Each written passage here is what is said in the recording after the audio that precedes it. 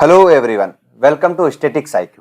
देखिए, हम पंचवर्षीय योजनाओं पे ये वीडियो आपके सामने लेके आ रहे हैं क्योंकि एसएससी जीडी एग्जाम एनालिसिस के बेस पे हमने देखा है कि पंचवर्षीय योजना से एक ना एक क्वेश्चन जरूर पूछा जा रहा है। कौन सा? एक ना एक क्वेश्चन जरूर पूछा जा रहा है किससे? पंचवर्षीय योजनाओं से। तो पंचवर्षीय योजनाओं से रिलेटेड 12 पंचवर्षीय योजनाएं हैं टोटल। तो उससे रिलेटेड जितने भी क्वेश्चन बनेंगे वो हम इस पे थ्योरी बेस में अपन डिस्कस करेंगे और इससे कहीं ना कहीं आपके 2 नंबर जरूर पक्के होंगे किसमें? एसएससी जीडी एग्जाम में। ठीक है, और इसी प्रकार से हम एनालिसिस कर करके क्या कर रहे हैं, आपके सामने टॉपिक्स पे वीडियो बनाते जा रहे हैं स्टैटिक जीके के नाम से। तो ये आपको सारे टॉपिक्स जरूर देखने हैं क्योंकि अगर हमने 5 वीडियो बनाए हैं अगर स्टैटिक जीके के टॉपिक पे, तो आपको कहीं ना कहीं आपके 5 क्वेश्चन डायरेक्ट फंसने वाले हैं किसमें? एसएससी जीडी एग्जाम में। ठीक है, तो आपको इस चैनल को सब्सक्राइब कर लेना है। और इस चैनल पे हम क्या कर रहे हैं, जैसे एग्जाम लग रही है उस पर लड़कों से क्या करें, कॉन्टेक्ट करके डायरेक्ट जो जीके के क्वेश्चंस पूछे जा रहे हैं जीडी एग्जाम में उनका अच्छे तरीके से एनालिसिस कर रहे हैं। और उन्हीं क्वेश्चंस के माध्यम से देखा जाए तो उन्हीं क्वेश्चन के जो एनालिसिस के बेसिस पे हम ये वाली जो वीडियोस हैं, जैसे पंचवर्षीय योजना का हमने करा दिया है, लोक नृत्य का हमने करा दिया है और उत्सव वगैरह का हमने करा दिया है। ठीक है, तो उस टाइप के वीडियोस आपको देखने को जरूर मिलेंगे। तो इस चैनल को सब्सक्राइब कीजिए और जो भी साथीगण आपके जो जीडी के एग्जाम की तैयारी कर रहे हैं, आने वाले कुछ दिनों में उनके जीडी के एग्जाम है, तो इस वीडियोस को और इस चैनल को उनको रिकमेंड जरूर कीजिए। ठीक है, तो चलिए शुरू करते हैं अपना आज का लेक्चर। आज का लेक्चर में हम पढ़ेंगे पंचवर्षीय योजनाएं। कौन सी? पंचवर्षीय योजना। इसका मतलब है कि ये 5 वर्ष के लिए बनाई जाती थी। किसके लिए? 5 वर्ष के लिए बनाई जाती थी। ठीक है, अब क्यों बनाई जाती थी ये 5 वर्ष के लिए? क्योंकि जब भारत आज नया नया आजाद हुआ था भारत उस टाइम, तो उस टाइम क्या था, एक साथ जो गवर्नमेंट थी उस पर पूरा एक बोझ के रूप में पड़ गया कि हाँ अब भारत को, क्योंकि अंग्रेज चले गए थे, तो अब भारत को किस टाइप से उभारना है। तो जो वहां की उस टाइम की गवर्नमेंट थी उन्होंने ये सोचा कि 5-5 वर्ष के अपन क्या करते हैं, योजनाएं बनाते हैं और उसमें एक टारगेट फिक्स करते हैं। तो उस टारगेट के अनुसार अगर उस टारगेट को अचीव कर लिया तो इसका मतलब है भारत अच्छी ग्रोथ कर रहा है, अगर नहीं कर पाए तो कहीं ना कहीं इसमें प्रॉब्लम है। तो उसको ध्यान रखते हुए भारत को अच्छी स्थिति में लाने के लिए किसके बाद, जब भारत आजाद हो गया था उसके बाद पंचवर्षीय योजनाओं का बनाना जरूरी समझा गया। ठीक है, तो इन्हीं योजनाओं से एसएससी जीडी के एग्जाम में एक या फिर मैक्स टू मैक्स 2 क्वेश्चन इसमें जरूर पूछे जा रहे हैं। ठीक है, तो चलिए शुरू करते हैं पंचवर्षीय योजनाओं के बारे में। देखिए, पंचवर्षीय योजना यूएसएसआर का मॉडल है। किसका मॉडल है? यूएसएसआर को पहले रशिया के नाम से जाना जाता था और जो यूएसएसआर 1992 में टूटकर अन्य जो देश है उनमें टूट गया, मतलब यूएसएसआर 1992 में टूट गया और अब देखा जाए तो यूएसएसआर को रूस के रूप में ही जाना जाता है। ठीक है, तो जो भारत में पंचवर्षीय योजना है वो किसका मॉडल है? यूएसएसआर का मॉडल है। और यूएसएसआर में इसका जनक कौन है? Joseph Stalin. ये आपके लिए इंपॉर्टेंट है। ठीक है, कौन है यूएसएसआर में इसका जनक? वो है जोसेफ स्टालिन। क्लियर? देखते हैं आगे वाला। सॉरी, इसको मैं थोड़ा सा पेन को बढ़ा लेता हूं। ठीक है, तो देखिए अब भारत में योजना आयोग को देखते हैं अपन। कौन सा? योजना आयोग। क्यों देखते हैं योजना आयोग को? क्योंकि भारत में जो पंचवर्षीय योजनाएं हैं, कौन सी? पंचवर्षीय योजनाएं, उनको रेगुलेट करने का काम किसका था? पहले योजना आयोग का ही उनको रेगुलेट करने का काम था। अब योजना आयोग के बारे में पूरी डिटेल देखते हैं। देखिए, इसकी स्थापना 15 मार्च 1950 को इसकी स्थापना की गई थी। कब? 15 मार्च 1950 को इसकी स्थापना की गई थी। और एक गैर संवैधानिक निकाय है। गैर संवैधानिक निकाय के बारे में आपको समझा दूं कि गैर संवैधानिक निकाय मतलब संविधान के जितने भी आर्टिकल है उनमें इसका कहीं भी उल्लेख नहीं मिलता है, उसको गैर संवैधानिक निकाय बोलते हैं। ठीक है, क्या बोलते हैं इसको? गैर संवैधानिक निकाय बोलते हैं, जिसका कहीं भी उल्लेख नहीं मिलता है। क्लियर? अब देखते हैं इसका अध्यक्ष कौन होता है। इसका प्रधानमंत्री अध्यक्ष होता है। कौन होता है इसका अध्यक्ष? प्रधानमंत्री होता है। अब वो कौन होता है? वो जो प्रधानमंत्री के पद पर विराजमान होगा वही इसका अध्यक्ष होगा। ठीक है, प्रथम जो प्रधानमंत्री थे वो कौन थे? जवाहरलाल नेहरू। तो योजना आयोग के अध्यक्ष भी कौन होंगे? जवाहरलाल नेहरू। पहले उपाध्यक्ष कौन थे? गुलजारी लाल नंदा जी। ठीक है, यह भी आपके लिए इंपॉर्टेंट है। अब इसका कार्य क्या था? पंचवर्षीय योजनाओं का क्रियान्वयन करना, मतलब इसको रेगुलेट करना। ठीक है, तो ये ध्यान रखना कि भारत में जो पंचवर्षीय योजना है उनको रेगुलेट कौन करता था? वो करता था योजना आयोग। अब योजना आयोग का नाम चेंज करके इसको नीति आयोग के रूप में प्रस्तुत किया गया था। किसके द्वारा? प्रधानमंत्री नरेंद्र मोदी की सरकार ने 1 जनवरी 2015 को नीति आयोग की स्थापना की थी। किसकी? नीति आयोग की स्थापना की थी। देखिए, ये नया कोई संस्था नहीं है, इसलिए यह भी एक गैर संवैधानिक निकाय है। कौन सा? गैर संवैधानिक निकाय। ठीक है, तो नीति आयोग भी क्या है? एक गैर संवैधानिक निकाय के रूप में जाना जाता है। गैर संवैधानिक निकाय मैंने बता दिया है कि भारत के जितने आर्टिकल है उसमें कहीं भी इसका उल्लेख नहीं मिलता। अब देखिए, इसका अध्यक्ष कौन होता है? सेम जो इसका ढांचा है वही नीति आयोग का ढांचा होगा जो योजना आयोग का था। देखिए ये भी गैर संवैधानिक निकाय है, तो नीति आयोग भी गैर संवैधानिक निकाय है। और इसका प्रधानमंत्री अध्यक्ष कौन होगा? इसका प्रधानमंत्री अध्यक्ष होगा। और नीति आयोग का प्रथम अध्यक्ष कौन था? नीति आयोग के प्रथम अध्यक्ष कौन थे? वो थे नरेंद्र मोदी जी। और प्रथम उपाध्यक्ष कौन थे? अरविंद पनगड़िया। और वर्तमान में उपाध्यक्ष कौन है? सुमन बेरी। ये आपके लिए इंपॉर्टेंट है नीति आयोग। इसके बारे में जितने फैक्ट बता रहा हूं मैं आपको, वो आपको लिख के चलना है और इंपॉर्टेंट लगा के चलना है। क्लियर? तो वर्तमान में कौन है इसके अध्यक्ष? सुमन बेरी। और प्रथम सीईओ कौन थे? सिंधुश्री खुल्लर। किसके? नीति आयोग के प्रथम सीईओ कौन थे? सिंधुश्री खुल्लर। जबकि वर्तमान में कौन है? परमेश्वरम अय्यर। ठीक है, वर्तमान में कौन है? परमेश्वरम अय्यर। क्लियर? अब देखते हैं हम प्रथम पंचवर्षीय योजना। अपन ने जान लिया इसमें कि भारत में पंचवर्षीय योजनाओं का जो ढांचा है वो किस प्रकार का है, कहां से लिया गया है, और जहां से लिया गया है उसका कौन था? जनक जोसेफ स्टालिन था। भारत में कौन पंचवर्षीय योजनाओं का क्रियान्वयन करता था? योजना आयोग करता था। और जब नीति आयोग आया तो उस टाइम तो पंचवर्षीय योजना खत्म हो चुकी थी, तो योजना आयोग को ही नीति आयोग के रूप में जाना जाता है। क्लियर? अब देखते हैं अपनी जो पंचवर्षीय योजना, जहां से अपने क्वेश्चंस पुट होंगे वो पूछे जाएंगे। कहां से? इन जो 12 पंचवर्षीय योजनाएं हैं उनमें से पूछे जाएंगे। पहले तो देखते हैं टोटल कितनी पंचवर्षीय योजनाएं? 12 पंचवर्षीय योजनाएं जो 1951 से स्टार्ट हुई थी और 2017 में खत्म हुई थी। कब हुई थी? 2017 में ये 12 पंचवर्षीय योजनाओं को खत्म किया गया था। ठीक है, तो 2017 जो अंतिम पंचवर्षीय योजना थी, 12वीं पंचवर्षीय योजना, उसका समापन कब था? 2017 में। क्लियर? अपन प्रथम पंचवर्षीय योजना से स्टार्ट करते हैं। एक एक लाइन आपके लिए एक एक क्वेश्चन बनती जाएगी, तो इसको लिखते चलना और ध्यान रखना कि आपके कहीं ना कहीं आपके ये लाइनें छूट ना जाए। और जब मैं बोल रहा हूं जो एक्स्ट्रा डिटेल दूंगा आपको, वो भी आपको लिख के चलनी है। ठीक है, देखिए प्रथम पंचवर्षीय योजना, इसका टाइम देखते हैं अपन। 1 अप्रैल 1951 से 31 मार्च 1956 तक हो गया 5 वर्ष का टाइम। तो प्रथम पंचवर्षीय योजना का टाइम क्या था? 1 अप्रैल 1951 से 31 मार्च 1956 पर। इंपॉर्टेंट क्वेश्चन, इसको लगा के चलना। इंपॉर्टेंट लाइन ये है कि ये हेराल्ड डोमर मॉडल पर आधारित है। कौन सी? हेराल्ड डोमर मॉडल पर आधारित है। कौन सी योजना? प्रथम पंचवर्षीय योजना। देखिए अब इसमें दो अलग अलग चीजें हैं। एक तो है जनक, मतलब जनक कौन है प्रथम पंचवर्षीय योजना का, और मॉडल कौन सा है जिस पर आधारित है। ठीक है, किस पर आधारित है। क्लियर? तो इनमें आपको कंफ्यूज नहीं होना है। तो जो प्रथम पंचवर्षीय योजना है उसका जनक कौन था? जनक था सुभाष चंद्र बोस। और जबकि किस मॉडल पर आधारित है? यह है हेराल्ड डोमर मॉडल पर आधारित है। ठीक है, अब सुभाष चंद्र बोस जी ने इसको संसद में कब पेश किया था? 8 दिसंबर 1951 को। कब? 8 दिसंबर 1951 को इसको संसद में पेश किया गया था। जबकि इसको लागू कब से किया गया था? 1 अप्रैल 1951 को ही प्रथम पंचवर्षीय योजना को लागू कर दिया गया था। अब इसका मेन उद्देश्य क्या था? किसका? प्रथम पंचवर्षीय योजना का कृषि एवं सिंचाई। ठीक है, क्योंकि भारत में जब भारत नए नए आजाद हुआ था तो वहां पर खेती सबसे इंपॉर्टेंट थी, क्योंकि भारत का जो अधिकतर वर्ग था वो कौन था? किसान वर्ग था। ठीक है, कौन सा वर्ग था? किसान वर्ग था।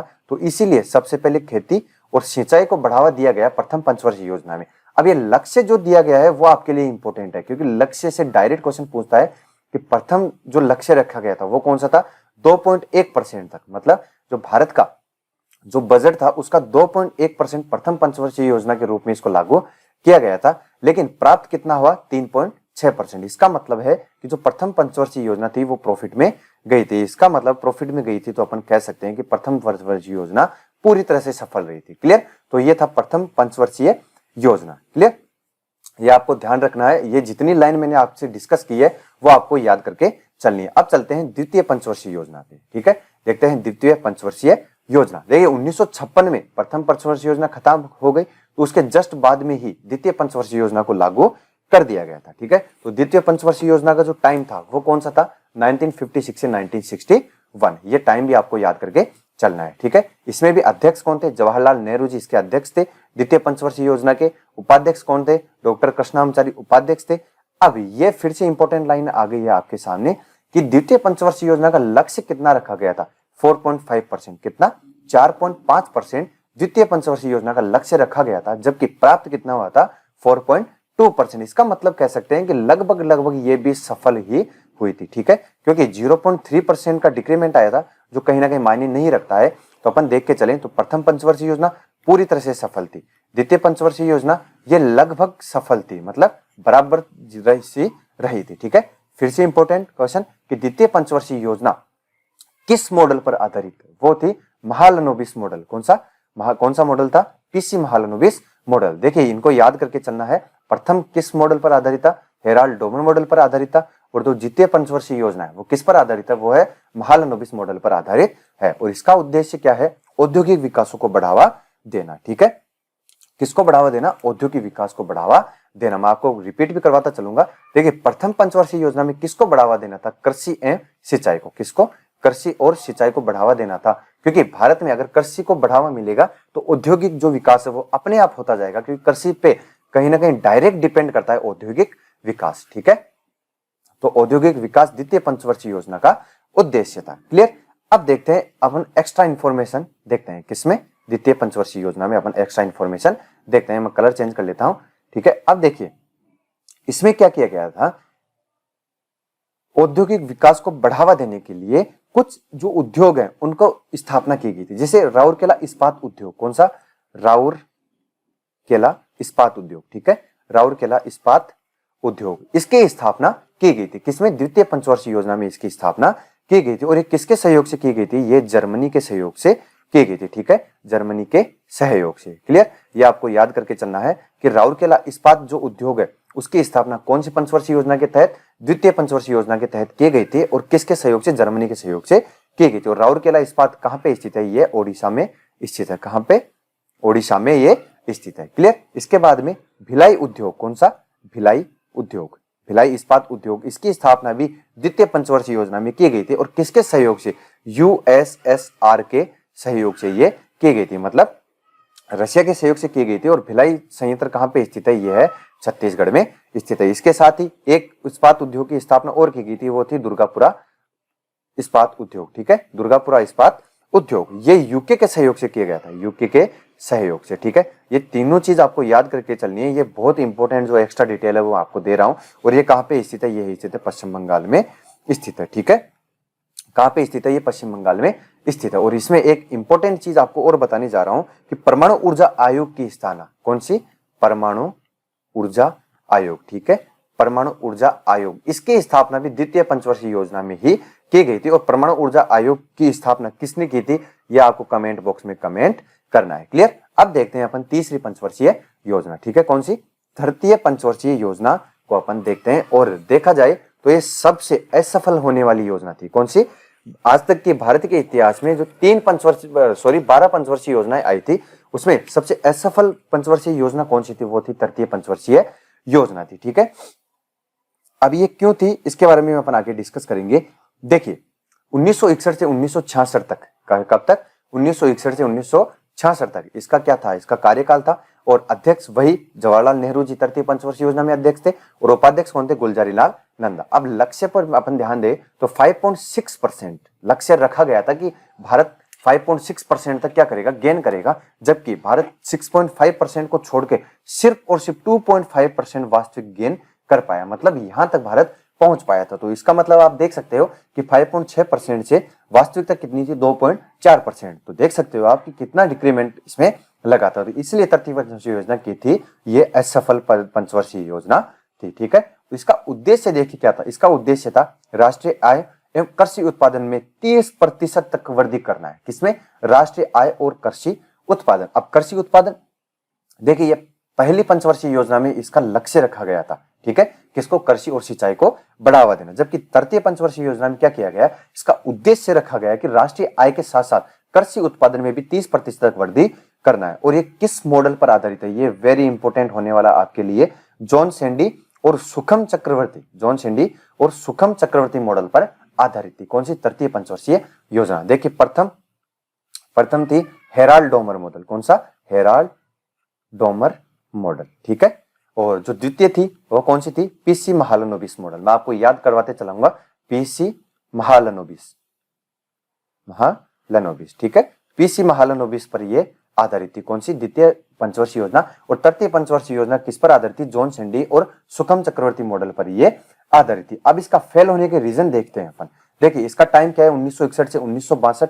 अब इसी में 1962 में क्या हुआ था, इंडो चाइना युद्ध हुआ था। कौन सा, इंडो चाइना युद्ध। ठीक है, एक सबसे बड़ा रीजन यह है इसको फेल होने का, इंडो चाइना युद्ध। उसके बाद में जवाहरलाल नेहरू जी की 1964 में मृत्यु हो गई थी। कब, जवाहरलाल नेहरू जी की। ठीक है, जवाहरलाल नेहरू, क्योंकि ये क्या थे, ये अध्यक्ष थे इसके, तो 1964 में ही इनकी मृत्यु हो गई थी, इनका निधन हो गया था, इसलिए भी इस पंचवर्षीय योजना को सहारा देने वाला नहीं मिला इसको, इसलिए इसको सबसे असफल, क्या बोलते हैं इसको, सबसे असफल योजना के रूप में जाना जाता है। ठीक है, और इसमें एक स्थापना की गई थी, ये एक्स्ट्रा डिटेल आपको याद करके चलनी है, बोकारो स्टील प्लांट। कौन सा? Bokaro steel plant. ठीक है, बोकारो स्टील प्लांट, ये आपको याद करके चलना है कि बोकारो स्टील प्लांट तृतीय पंचवर्षीय योजना में इसकी स्थापना की गई थी और किसके सहयोग से? यूएसएसआर के सहयोग से इसकी स्थापना की गई थी। और बोकारो स्टील प्लांट कहां पे स्थित है? ये झारखंड में स्थित है। कहां पे?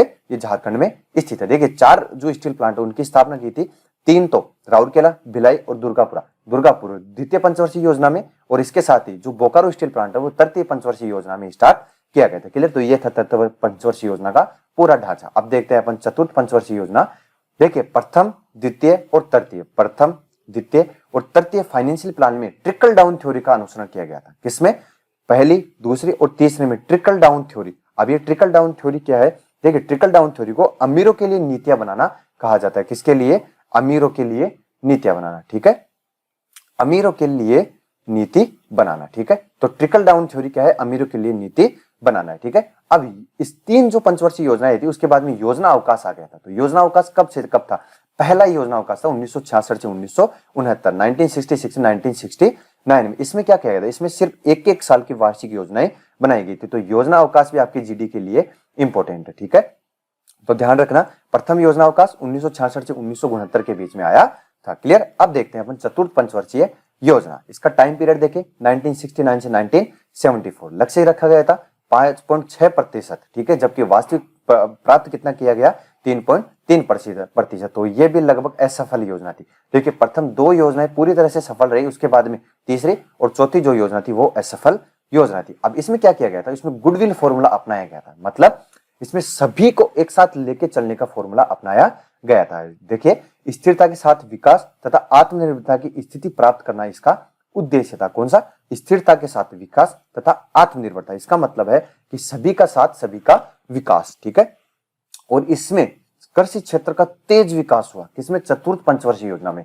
जबकि कृषि और सिंचाई का मुख्य उद्देश्य प्रथम पंचवर्षीय योजना में था, जबकि सबसे अधिक जो विकास हुआ वो चतुर्थ पंचवर्षीय योजना में कृषि क्षेत्र का विकास हुआ था। ठीक है, और ये भी इंपॉर्टेंट है, आपके लिए क्वेश्चन बन सकता है कि भारतीय अर्थव्यवस्था के विकास को पहली बार गति देने वाली पंचवर्षीय योजना थी कौन सी? चतुर्थ पंचवर्षीय योजना। किसमें? भारतीय अर्थव्यवस्था के विकास को गति प्रदान किया था। चतुर्थ पंचवर्षीय योजना में जो भारत की अर्थव्यवस्था है उसको एक साथ बूस्ट मिला था, अपन इसमें ऐसा देख सकते हैं। ठीक है, अब देखते हैं पांचवी पंचवर्षीय योजना। कौन सी? पांचवी पंचवर्षीय योजना। इसका टाइम पीरियड क्या था? 1974 से 1978। इसमें देखिए आप देख सकते हैं ये 4 साल ही रही थी। ठीक है, इसको 1 साल पहले डिसमिस कर दिया गया था। कितने साल पहले? 1 साल पहले। ठीक है, तो ये क्वेश्चन भी आपसे पूछा जा सकता है कि जो 12 पंचवर्षीय योजनाएं हैं उनमें एकमात्र ऐसी कौन सी पंचवर्षीय योजना है जिसको अपने टाइम से पहले ही डिसमिस कर दिया गया था?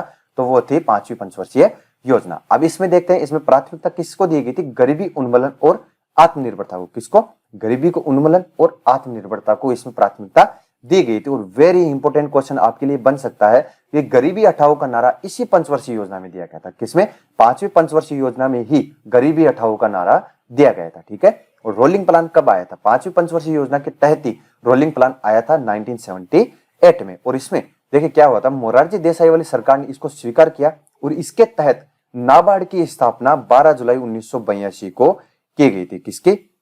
नाबार्ड की स्थापना 12 जुलाई 1982 को की गई थी। ये 5वीं पंचवर्षीय योजना आपके लिए वेरी इंपॉर्टेंट पंचवर्षीय योजना बन सकती है। जो मैं बता रहा हूं उसको बस आपको याद करके चलना है कि प्राथमिकता गरीबी उन्मूलन आत्मनिर्भरता को दिया गया था। गरीबी हटाओ का नारा भी प्रथम 5वीं पंचवर्षीय योजना में दिया गया था और रोलिंग प्लान 1978 में आया था और मोरारजी देसाई की सरकार ने इसको स्वीकार किया था। और रोलिंग प्लान के तहत ही क्या किया गया था? नाबार्ड की स्थापना की गई थी। National agriculture bank for rural development की स्थापना की गई थी 12 जुलाई 1982 को। और इसका हेडक्वार्टर कहां पे स्थित है? मुंबई में इसका हेडक्वार्टर स्थित है। अब देखिए इसके बाद देखिए पहले योजना अवकाश आया था तीसरी पंचवर्षीय योजना के बाद में, पहला योजना अवकाश। ठीक है, अब आज जो दूसरा योजना अवकाश है वो कब आया था? 5वीं पंचवर्षीय योजना के बाद में 1 साल का योजना अवकाश आया था। 1979 से 1980 के बीच में ये क्या आया था? योजना अवकाश आया था। क्लियर? तो 2 योजना अवकाश है गए, वो भी आपको याद करके चलना है। अब देखते हैं अपन छठी पंचवर्षीय योजना। अब मैं आपको एक चीज बता दूं कि जितने जो क्वेश्चंस बनने थे पंचवर्षीय योजनाओं से वो 5 पंचवर्षीय योजनाओं में बन चुके हैं। अब जो यहाँ से छठी, सातवीं, आठवीं और 12वीं तक जितनी पंचवर्षीय योजनाएं चलेगी उसमें आपको ज्यादा क्वेश्चन देखने को नहीं मिलेंगे। तो जो 5 पंचवर्षीय योजना है, जितना मैंने आपको डिस्कस किया है उसको आपको याद करके चलना है। क्लियर। अब देखते हैं छठी पंचवर्षीय योजना 1980 से 1985 में दूसरा योजना अवकाश था। कौन सा? दूसरा योजना अवकाश। उसके बाद में जो पहली पंचवर्षीय योजना थी वो कौन सी थी? छठी पंचवर्षीय योजना। ठीक है। इसका मुख्य उद्देश्य क्या था? इसमें देखिए गरीबी निवारण, आर्थिक विकास और आधुनिकीकरण पर ज्यादा ध्यान दिया गया था। सबसे पहले गरीबी हटाओ का नारा 5वीं पंचवर्षीय में दिया गया, 5वीं पंचवर्षीय योजना में दिया गया था। ठीक है। तो उसके बाद में क्या किया? गरीबी को एक मेन मोटो समझा गया कि जब तक गरीबी नहीं हटेगी तब तक भारत का विकास संभव नहीं है। ठीक है। तो गरीबी निवारण, आर्थिक विकास और आधुनिकीकरण पर ध्यान दिया गया था। किसमें? छठी पंचवर्षीय योजना में। अब देखते हैं सातवीं पंचवर्षीय योजना। इसका टाइम पीरियड 1985 से 1990। ठीक है। और जॉन डब्ल्यू मिलर मॉडल पर आधारित थी सातवीं पंचवर्षीय योजना। ये आप इसमें इंपॉर्टेंट क्वेश्चन ये है कि ये जॉन डब्ल्यू मिलर मॉडल पर आधारित थी। ठीक है। बीच में जो योजनाएं थी उस पर कोई मॉडल नहीं था, लेकिन सातवीं पंचवर्षीय योजना में एक दोबारा मॉडल आया है। वो कौन सा है? John W Miller model. ठीक है। अब इसमें क्या नारा दिया गया था? भोजन, काम और उत्पादन। भोजन, काम और उत्पादन, इसमें 3 चीजों के ऊपर ज्यादा फोकस किया गया था। कौन कौन से? भोजन, काम और उत्पादन। और यही इसका नारा बना लिया गया था। कौन सी योजना का? सातवीं पंचवर्षीय योजना का। क्लियर। और इसमें रोजगार, शिक्षा और जन स्वास्थ्य पर भी बल दिया गया था। किस किस पर? रोजगार पर, शिक्षा पर और जन स्वास्थ्य पर। देखिए शिक्षा बढ़ेगी तो रोजगार बढ़ेगा, और अगर जन स्वास्थ्य बढ़ेगा तो जन स्वास्थ्य बढ़ने का सीधा डायरेक्ट इफेक्ट पड़ता है रोजगार पर। ठीक है। तो सातवीं पंचवर्षीय योजना में रोजगार, शिक्षा और जन स्वास्थ्य पर पूरी तरह से बल दिया गया था। क्लियर। देखते हैं अपन अब आठवीं पंचवर्षीय योजना। देखिए आठवीं पंचवर्षीय योजना से पहले तीसरा योजना अवकाश आ गया था। कौन सा? तीसरा योजना अवकाश। देखिए मैं आपको रिपीट करवा देता हूं। प्रथम योजना अवकाश आया था तृतीय पंचवर्षीय योजना के बाद में। ठीक है। फिर द्वितीय जो योजना अवकाश आया था वो कौन सी पंचवर्षीय योजना के बाद में आया था? वो आया था 5वीं पंचवर्षीय योजना के बाद में। ठीक है।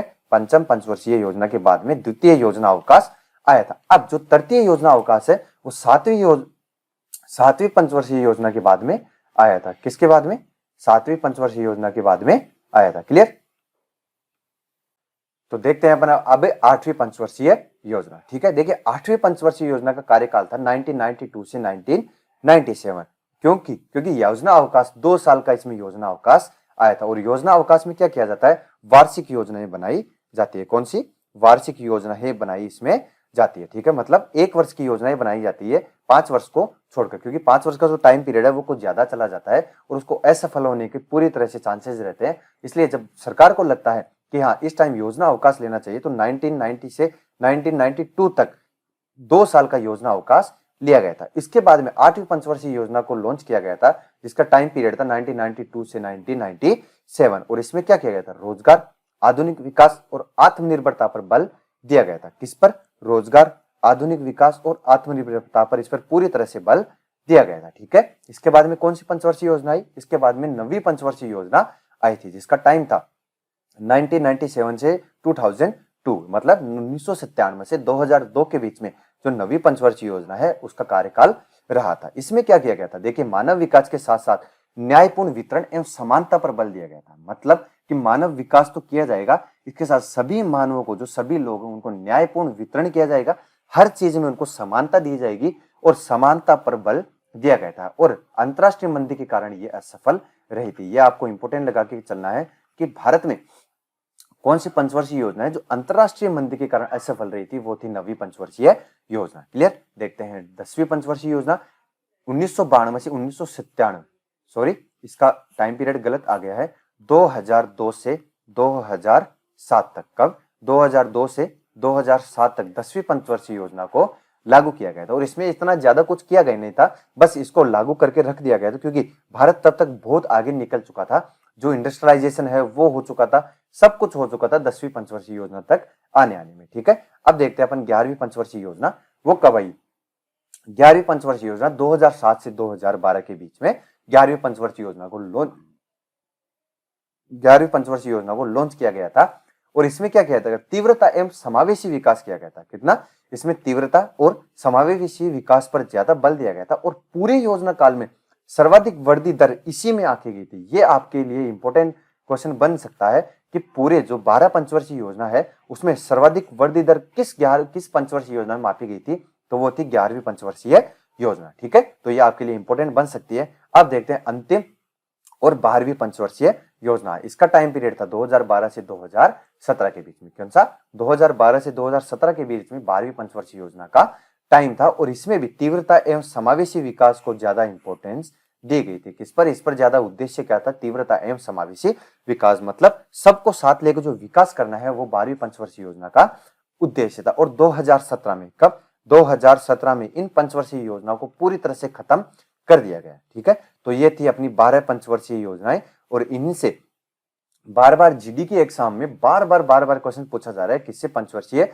योजनाओं से। अगर आपको वीडियो अच्छा लगा है तो इसको लाइक करना, इसको शेयर करना और चैनल को जरूर सब्सक्राइब करना। और हम एसएससी जीडी के जितने भी एग्जाम्स है उनका एनालिसिस भी डाल रहे हैं, तो वो भी आपको जरूर देखना है। ठीक है दोस्तों, धन्यवाद।